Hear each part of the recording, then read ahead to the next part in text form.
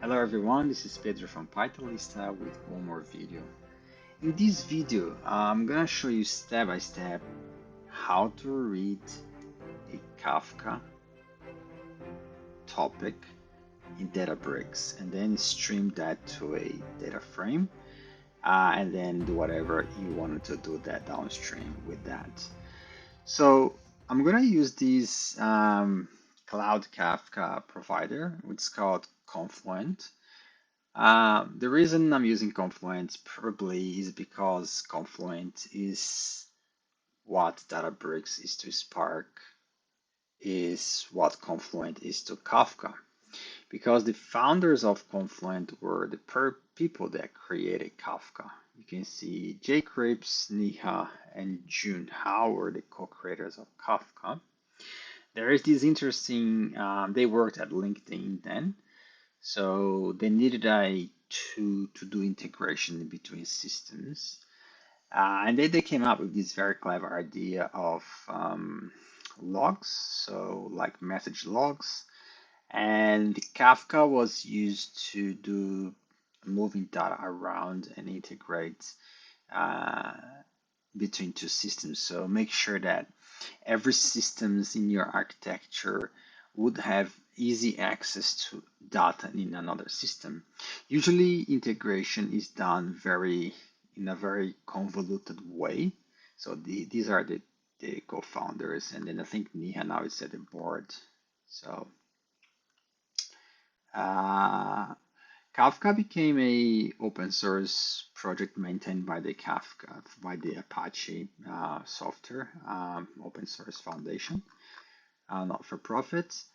And then they opened this company just to offer Kafka at scale because as in Spark, you don't want to maintain your infrastructure, your clusters, and scaling, and then security and patching and updating. So like in Databricks, if you are a developer, if you are a data engineer, you wanted to concentrate on solving your problem and let those companies that maintains pretty much the main maintainers of the library work for them, and they understand how to better optimize, and they offer the reasonable price service. So that's why I chose developer. And then just I believe that if you are watching this video, it means that you know a little bit about Kafka, but if you don't, I'm just gonna give you a quick example of the architecture, very simplified way. The way it works, like a Kafka cluster manage those event stream in things called in containers called topic. And the way it works is this, there is an application that sends messages to a topic, and then as the message arrives, it gets stored in this log, which is like in the order of arrival, and in a way that a consumer, one or more consumers can consume those messages. And then you can use that for real-time data warehousing, integration in between systems. You can use for microservices, talking to each other and passing messages and events. So everything is like, I think it was Kafka was developed with this event-based architecture in mind. Well, for this example, I'm using Databricks, which is I'm a data engineer, and a good use case is to replicate real-time or near real-time uh, events from a database. For example, you can have like a change data capture feed ready from a database, and then you instantly have that data propagate to your data warehouse. All right, without any delay, let's get started. So you can sign up for Confluent for free. That's what I did. I did like start for free. You get $400 credit. So once you do, you have this UI here that I'm gonna walk you through. So first thing in our tutorial, so you have these environments here. Once you open, there is a default environment. So you need to create a cluster. I'm just gonna create my own cluster here. I'm gonna do a basic for this example will be enough. And then you can put in any clouds. Let's put in Azure. Let's see. Let's put in where I am. So where's Australia? Canada, United States, Asia Pacific should be here. Yeah, New South Wales. And there you go. Just for a test, I'll put continue. I'll name it Databricks. Databricks. Yeah, and then launch cluster. It may take a few seconds to provision. Yeah, it's provision, but you need some data to be sent to this topic. So you can create a topic, but just to simplify, I'm gonna create a connector. Connector is a way to Kafka connects to sources. There are a lot of like connectors provided here. You can connect to Snowflake, MongoDB. You have the DBs in CDC read for SQL Server, Postgres, and the main databases. And then you can have also sync to just write streams to other sources. But for this example, let's use this, what's happening? Sample data. So I'm gonna create sample data. I'm gonna put additional configuration. And then I'm gonna use that topic that was created for the other one. Should be fine because nothing else written there. Let's add a new one. So I don't add any one called orders. And yeah, I think create with the defaults. I'm gonna use that cluster, that topic for that connection, and then put continue. I'm just gonna do global access. So you have to have an API key to have access to this cluster. I'm gonna generate it now. It's gonna pop up a file here. I'm gonna open it. So it's on my VS Code here. So you take notes of this somewhere. So these are your cluster API. There will be another API key for your schema register that I'll talk later. So let me just call it Databricks demo. You can do whatever just to identify your key. So I'm gonna have to choose Avro here because I'm using schema registry, and on the Databricks library I'm gonna use Avro to serialize the data. So I'm just gonna use orders, continue, and for connector size I'll put 1, which is the minimum for this example, and then hit continue. The connector names just leave there as a default. Yeah, connector. And yeah, it's Avro, and then I'll put continue. Yeah, not now. So that's gonna start. So I have the topic. Yeah, this is the one that I'm going to send the things. All right, so while it provisions, you go here on your environments. So for every environment, you can have multiple clusters. For every environment, you have multiple clusters. You click on your environment.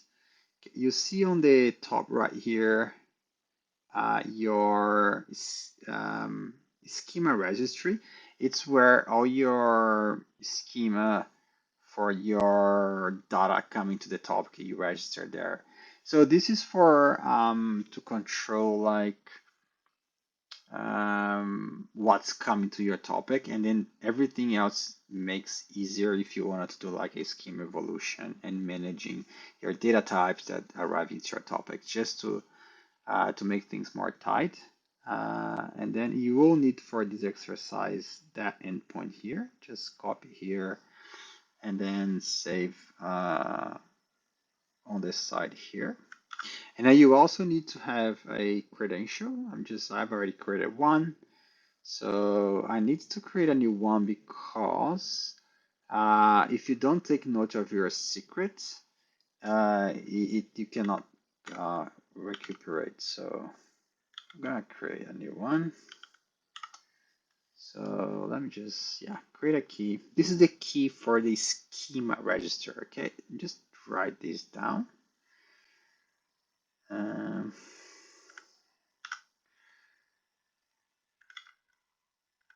and the key as well. Should be fine. I'm just gonna call it schema. Kit. Yeah. So let me just open that other file. I'm just on the other screen here just to take note of the API key. And the secret. Probably gonna fast forward this part. And then one last thing is your Bootstrap server for your cluster. If you go here, environments, default, and that's the cluster. If you go on your cluster, and then I think you go here in settings. I'm just gonna try because I'm on a big screen here.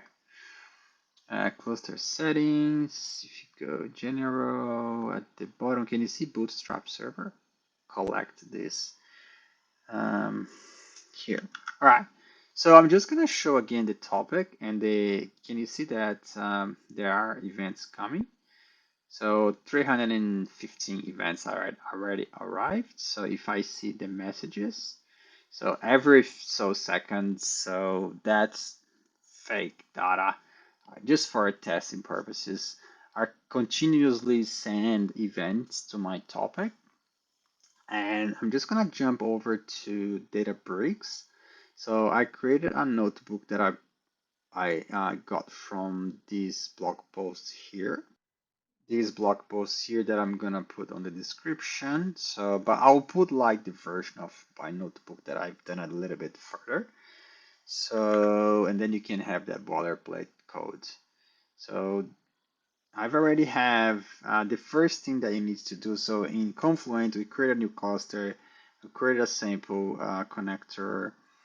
We make sure that the format is Avro for this example. So get the schema register endpoint and create an API key. So I've done that. So for Databricks, you need to install Confluent Kafka package for this cluster. If you go on your compute, I'm using this cluster here that I've already stopped. Just gonna restart it. And if I go on this cluster here, I've already installed, you go on libraries. So you have to install this Confluent Kafka, and then there is the square bracket Avro JSON protobuf close, and then it needs to be greater than or equals to 1.4.2. So on this article here, oh not this one. So on this article here, it goes through the details. You just can copy and paste. All right, so that's starting. Let's go to my notebook.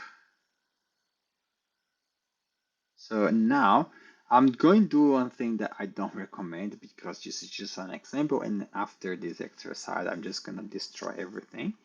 So, and then you can just put here, I'm just going to fast forward this because you don't need to watch this.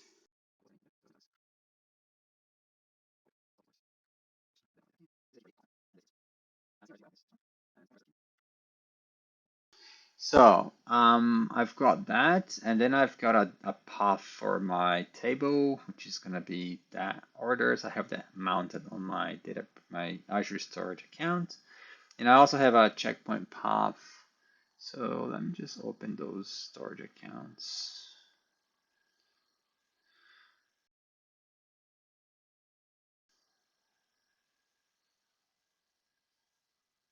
on. So I have this. Yeah, let's just make sure that I have deleted all the checkpoints. So I'm just gonna click here and then we can see things happening. All right, so the cluster is on. I think everything is right. Let's run the notebook. So I'm just gonna initialize all my variables here. And then I have this schema registry to create that object schema register configuration, which is gonna help me to serialize, deserialize the value that's coming on my topic. So there we go, it's run. So and then I have this initial stream data frame that's gonna read format Kafka, and then I'm just gonna pass the bootstrap server, the SSL configuration. This is all boilerplate. And then I pass my username and password, which is the Confluent API key and Confluent secret. More configurations about protocols, SSL. And then I'm just gonna say I'm subscribing to this topic, which is orders. And then start offsetting the earliest. I'm just getting it from the beginning. And the offset is gonna say where I stop for some reason if my work fail. And I have like fail on data loss false to keep on receiving data. And then I have some transformations here to have a column key to cast a string and so forth. All right, and then I select the main columns like topic, partition, offset, timestamp type, key, and value schema ID and fixed value. All right, let's run that. And then that stream will start.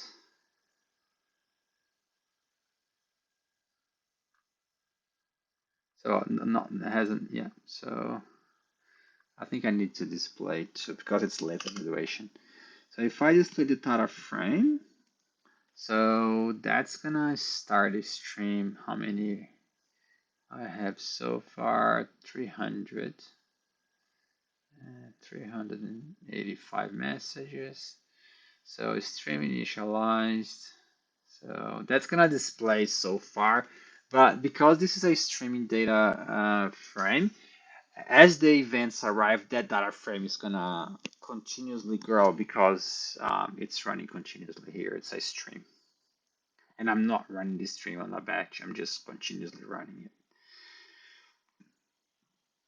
Yeah, and then that's arriving. So, and if I minimize that, yeah. So that's the data frame. So I think I can split up to 1000. Yeah, it's already reached that. Yeah, but that's continuously coming. So, and then what I'm using here, I'm using a function to pass for each batch because I'm doing some transformations here to deserialize the value. If I read this here, I see that I cannot understand that binary gibberish here. So what I'm doing here in this code, it is kind of deserializing on that schema to make sure that's human readable. Yeah, you see that function here from Avro, and then pass those parameters here, the value, the schema configuration, and then that's going to be added as parsed value. Let's run that. And then I'm gonna write that stream into a table, which I have this checkpoint path here. And I think it's gonna write table on that step here. Yeah, save delta table path. So this one is already run. Let's run that to start the transformation and the deserialization to something that we can read. And then you'll see that immediately all the files are gonna start right here. Checkpoint started. The table hasn't started yet because it's still initializing the stream. And then what I'm gonna do, I'm gonna read that into a static data frame and then display that. Then you can see that now you can understand what the value of the message is. So let's check here. Yeah, it's already starting to write the table. Can you see the partitions? It's a delta table. Yeah, so now I'm displaying, so far 1505. Yeah, is this one production consuming 300? Let's refresh this. Yeah, it's keep on arriving. That's 1552. Let's count so far. Yeah, it's already growing. If I keep on doing that, that's gonna grow, you see. So let's keep on growing. And then I'm just gonna print the schema. So it's already, the parse fed is already on the struct, and then have got all the schema and then nested structure here. And then if you wanted to do any transformation down there, you can just do, for example, because it's a struct, you can use dot notation here, the parse value order. I'm just gonna call it order time, and then you can display the data frame, so like in a way where you can join or denormalize and do whatever you want down or normalize down the track. So, and then you have what topic, and then you can disambiguate if there, because Kafka can send some duplicates, because what Kafka guarantees deliver at least once, and then you can have some events, and then you just make sure that you get for a particular key, you get only one, no, the last one, so you can use a timestamp for that. All right, so that's pretty much it. If you want to get started with Kafka, definitely try Confluent. It's pretty easy to use. I'm getting into it more right now. I wanted to do more videos to do a CDC, but this is just a good start. And Databricks is one of my favorites, if not the favorite platform to work for data. It's pretty good, integrates really well with Confluent. So this is the example. So if you have any questions, put in the comments below. And also, if you haven't subscribed to the channel, please subscribe, like the video, and thanks for watching. See you next time.